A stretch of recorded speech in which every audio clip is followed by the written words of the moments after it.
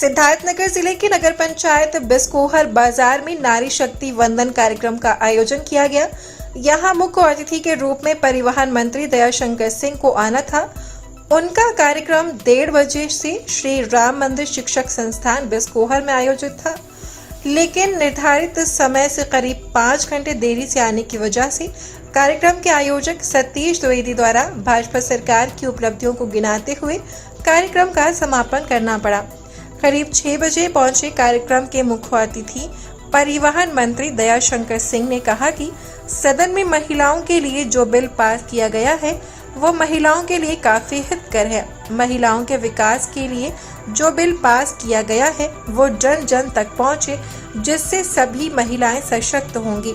देखिए, दुनिया में भारत ऐसा पहला देश है जिसके यशस्वी प्रधानमंत्री आदरणीय नरेंद्र मोदी जी ने देश की लोकसभा में और सभी विधानसभाओं में महिलाओं को 33% आरक्षण दिया है।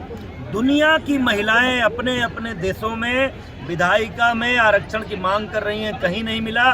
लेकिन ऐतिहासिक निर्णय लेते हुए आज़ादी के बाद की प्रतीक्षा, हमारी मातृशक्ति की प्रतीक्षा को पूरा करते हुए हमारे यशस्वी प्रधानमंत्री नरेंद्र मोदी जी ने देश की लोकसभा में और सभी प्रदेशों की विधानसभाओं में 33% महिला आरक्षण लागू किया है। अब महिलाएं अपने बारे में कानून बनाने में निर्णायक की भूमिका में होंगी।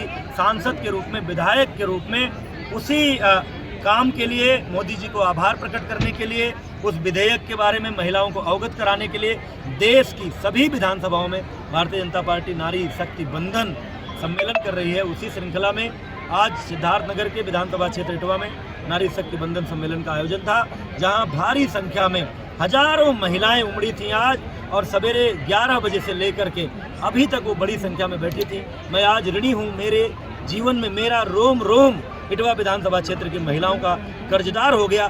जिस तरह का स्नेह, जिस तरह का समर्पण, जिस तरह का समर्थन भारतीय जनता पार्टी, मोदी, योगी और सतीश द्विवेदी को क्षेत्र की महिलाओं ने आज दिया है, मैं उनके चरणों में हाथ जोड़कर सादर प्रणाम करता हूँ। उन्होंने कहा कि अब की बार तो राहुल गांधी और अखिलेश यादव के घर की सीटें बच गई थीं, लेकिन आने वाले 2024 के चुनाव में उनके परिवार की भी सीटें नहीं बचेंगी और उत्तर प्रदेश में भारतीय जनता पार्टी 80 की 80 सीटों पर जीत हासिल करेगी। देखिए, इसका 2 उद्देश्य है कि जो नारी शक्ति के लिए, नारी के उत्थान के लिए, नारी के विकास के लिए भारतीय जनता पार्टी ने पिछले 9 वर्षों में जो कार्य किया है वो भी महिलाओं को बताना।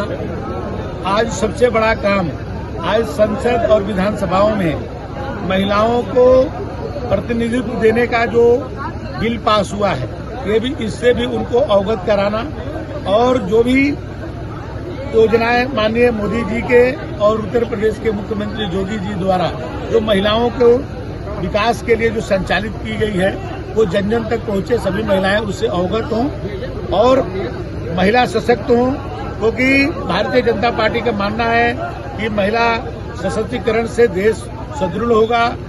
जो आधी आबादी का प्रतिनिधित्व करती हैं उनको पूरा सम्मान मिले, ये संदेश जो है जन जन तक, महिलाओं तक पहुंचाने के लिए एक कार्यक्रम है। आज एक जिले के कई जो बस स्टैंड हैं उनकी हालत दयनीय है, क्या जिले के लिए?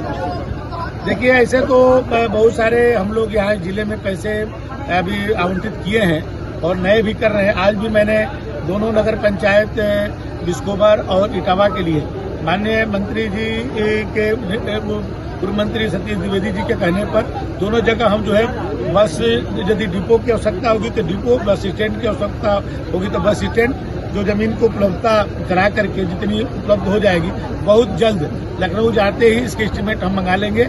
और यहाँ से, क्योंकि यहाँ से बहुत सारे पैसेंजर देश के कई कोने में जाते हैं और बहुत बसें हम लोग यहाँ पर से चलाना चाहते हैं। अभी प्राइवेट बसें यहाँ से ज्यादा चलती हैं, तो हम परिवहन निगम की कोई ऐसा गांव नहीं बचेगा यहाँ से जहाँ से बसें न चले। इंडिया ग्रामीण सेवा भी प्रारंभ करने जा रहे हैं और उसमें जो गांव अभी तक वंचित होंगे उस गांव तक बस चलाने का काम करेंगे। इंडिया अलायंस और विपक्षी पार्टियां जो है लगातार भाजपा को घेरने का काम कर रही है, कह रही इंडिया अलायंस और विपक्ष जो है इस बार जो है सत्ता से बाहर कर देगा भाजपा को। इसको लेकर क्या तैयारियां हैं? देखिए, मोदी जी ने जो काम किया है, मोदी जी भारत के मान सम्मान को पूरे दुनिया में जिस तरह से ऊंचा किया है, तो अभी तक तो मोदी जी की लहर को लोगों ने देखा है। इस बार मोदी जी की सुनामी बहेगी। और उत्तर प्रदेश के बारे में मैं कह सकता हूं कि अखिलेश यादव जी और राहुल गांधी जी के परिवार की सीटें बच गई थी। इस बार वो भी सीटें नहीं बचने वाली है। 80 की 80 सीटें भारतीय जनता पार्टी जीती।